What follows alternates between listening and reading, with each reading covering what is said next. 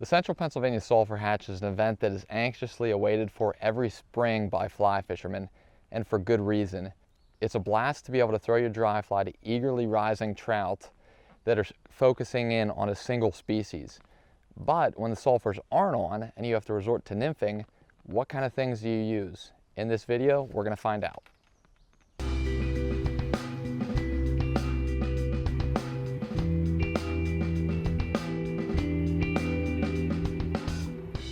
All right, so we just came up on a riffle right here in the stream that we're fishing. And this is a perfect spot to do some type of kick sample because of the highly oxygenated water and the wide variety of nymphs that you're gonna find, as you'll see here once we do our sample. So to do this, I just bought from a craft store some net material, sewed it together in a bag type thing that will essentially just fit over top of my net, like so. You'll hold this downstream of you, do some kicking, and you'll get a great sample of nymphs right in that bag. Now that we've got a net full of bugs, we're going to transfer them to a small Tupperware container that I carry on the back of my chest pack. This Tupperware container kind of provides a nice white background and provides a lot of contrast when looking at nymphs. Okay, so we just did our kick sample here and we got a huge variety of stuff. As you can see in here, there's a ton of scuds. They're swimming around. They're about a greenish, translucent color. Some of them, like one right here, you can actually see that he is a little bit orange. So working in those type of materials, the green and the orange and kind of maybe some ice dub to give it that translucent look in your flies can be a really effective thing. And that scuds are another thing that they're going to be a year-round food source. So right now it's during the sulfur hatch. You can catch fish on scuds then. You can catch fish on scuds in the middle of winter, in the middle of summer, any time of year. And then also we have, justly so, a bunch of sulfur nymphs. You can kind of see them in here. They're all in about a size, maybe a 16 1x long, a 14, something around that size range. And we actually have a blue-winged olive dun that we found, and he actually just got kicked up with that kick sample there, so it was maybe just laying on the water at the time. That's another thing that's going to be present in the stream a lot of the times a year. And what I'm seeing in here, one of the most common sizes is probably like a 16 1x or a 14 nymph hook.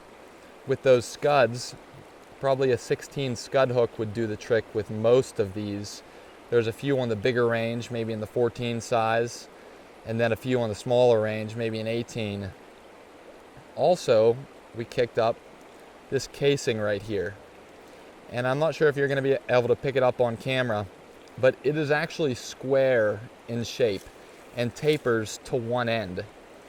And this is actually a granum case, and the way you can tell is because of the square shape, the four-sided shape of that caddis case. And those peeping caddises are another very effective pattern. Right here, we have a caddis larva, which is a green color, and all of the bellies are a little chartreuse, as you can see there, with a black head. Tease out the dubbing a little bit for the legs.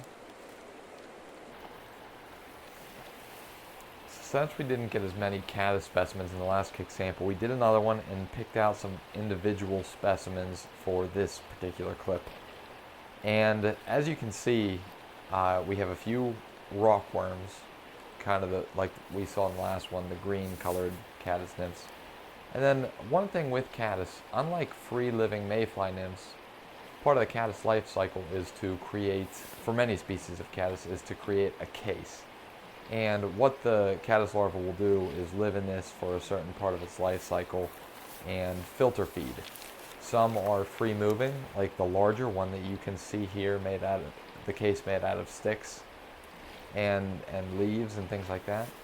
And then some are attached to rocks, as we saw in the last kick was the granum case, which is the four-sided square type case.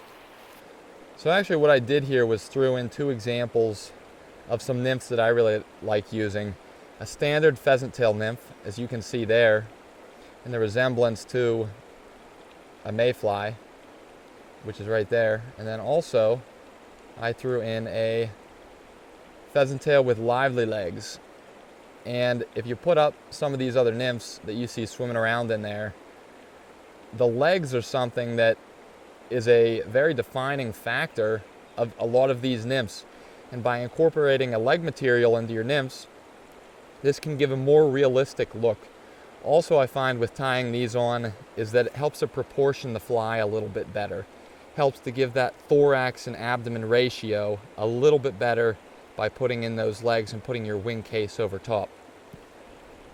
Another one of my favorite flies is a hare's ear, because this is really just a general purpose pattern. It can imitate almost anything. This, normally would be something like a mayfly nymph, but as you can see, it kind of has that scud profile as well, to where, if you're fishing in some fast riffles and those fish don't really have a whole lot of time to see what's going through, they could take it for a scud or they could take it for a mayfly. And that's why those general purpose patterns are so great.